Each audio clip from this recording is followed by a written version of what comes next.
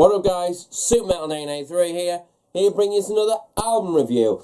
And we're going to break up the death metal and all that I've been reviewing on this channel as of late and go to some metalcore. And for those who like metalcore, this one is definitely for you, especially if you're a fan of the likes of Heart of a Coward, Ocean's 8, Alaska. But you think, if only them bands were as heavy as the likes of For Today, for example, then this is definitely a band for you. But yeah, what I'm going to be reviewing is the new Shields album and also their debut album called Life in Exile. This is out now via Long Branch Records. Now, if you aren't too familiar with Shields, they are a UK-based metalcore band, and they've been going around for quite a few years now. They also have 2 EPs under their belt and a single, which I'll touch upon right now. Their debut release was their self-titled EP, which was released back in 2013. I myself have listened to that EP, not a great deal amount of times, but it's still a solid release, no doubt about that. Then, not too long after that EP dropped, they dropped a single called I Just Feel Hate, which was personally my exposure to the band. That's when I first discovered them, and I was really mightily impressed with that single, and it made us start following the band and obviously check out their debut EP. So both of those came out in 2013. So skip 2 years to 2015 with the arrival of their second EP, which was called Guilt. Now, this EP is one that has been on repeat for me many years. Like, over the past 3 years, it's turned into one of my favourite EPs from the UK metal circuit in general. It's such a solid release. You just need to check it out if you haven't already. I'll leave a link down below to any links I can find with regards to it, like Bandcamp and what have you. But then, I was expecting actually that to be a full-length album, but I knew whatever was going to follow up was going to be their debut album, and here we are in 2018, 3 years later, with the arrival of Life in Exile. Now, this is already out now. It was released on April 20th, if I'm not mistaken, via Long Branch Records, as I say. And contacted the band, asked them if they would be interested in me reviewing their album, and they put us in contact with the label, and they approved it. So here we are today to do a review. Now, this album I've had a lot of hype over, is the reason why I contacted the band. I was really excited for this release, and quite frankly, it has been all worth it, if you ask me. I think this album is absolutely amazing, and one of the best metalcore releases I've heard so far in 2018. I think this is up there with the likes of Mice and Men, for example. Of Mice and Men's Defy was an excellent album, full of riffs, whereas this one I feel offers the riffs, but it offers a lot more heavy, if you ask me. But it still has those melodies that you'll come to expect from the likes of Heart of a Coward, for example, and Ocean's 8, Alaska. I detect that kind of vibe. I wouldn't say it's as like chaotic and intricate as the likes of Ocean's 8, Alaska, but if you substitute that intricacy for all-out heavy assault that you would hear on the likes of For Today's Breaker, for example, then this is definitely an album for you. It definitely takes on a bit of a heavier aspect and a chunkier aspect to it, but it still holds a lot of melodies, a lot of singing and memorable moments in there that I think add a lot to this album and make it quite an enjoyable release to listen to. It kind of takes on that kind of vibe, definitely, as I said, of Heart of a Coward, that heavy, groovy sort of style, but then when the melodies kick in, they hit so well, and they just serenade you and just put you in awe, basically.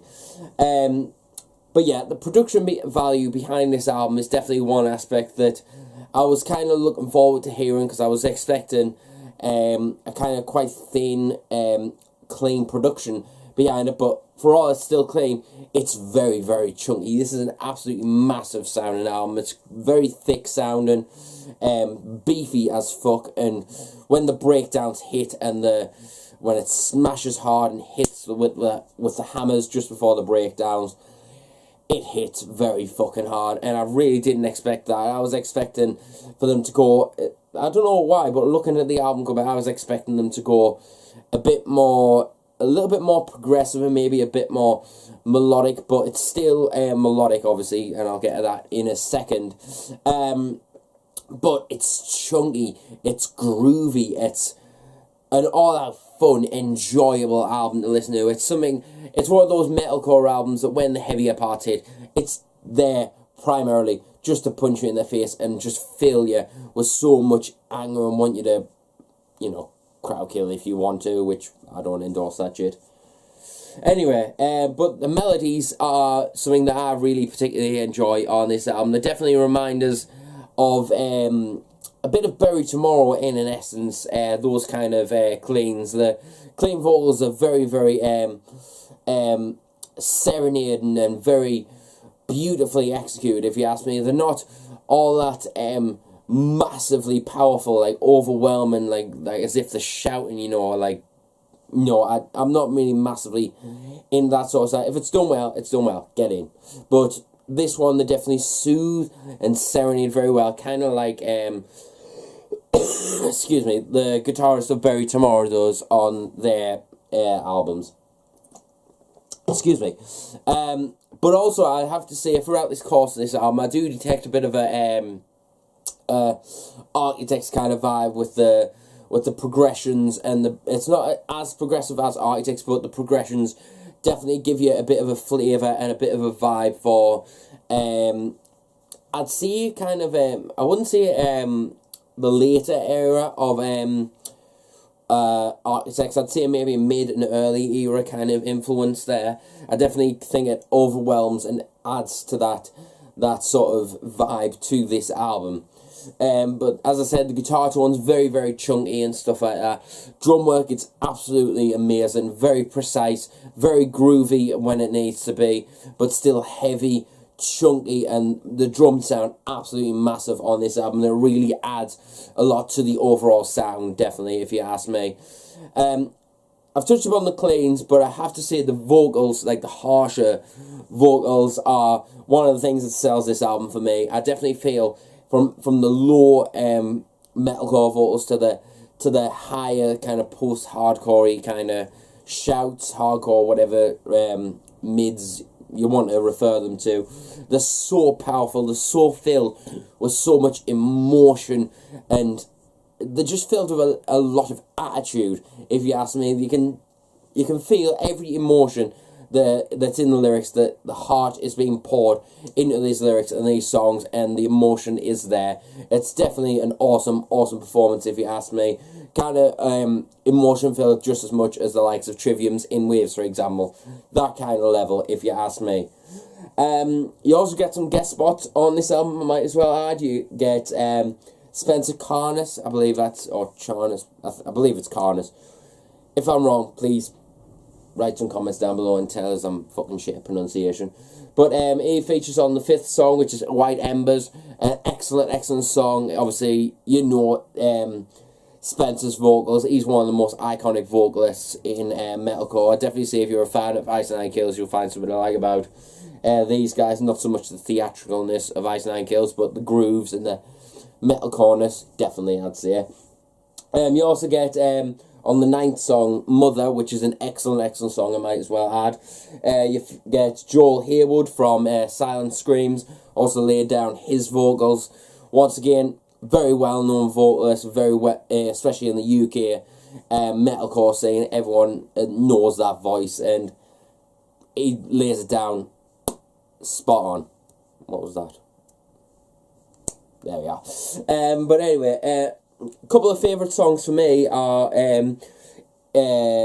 It's Killing Me. That is definitely my highlight song of this album. Catchy, memorable. In the Grey is another great song. What's the song? Sibling and Mother. You need to listen to those back to back if you ask me. Excellent stuff. And especially the intro track, Intimacy. Excuse me. Oh, my body's not functioning today. But Intimacy starts off. That's when you know instantly that this is going to be a heavy album.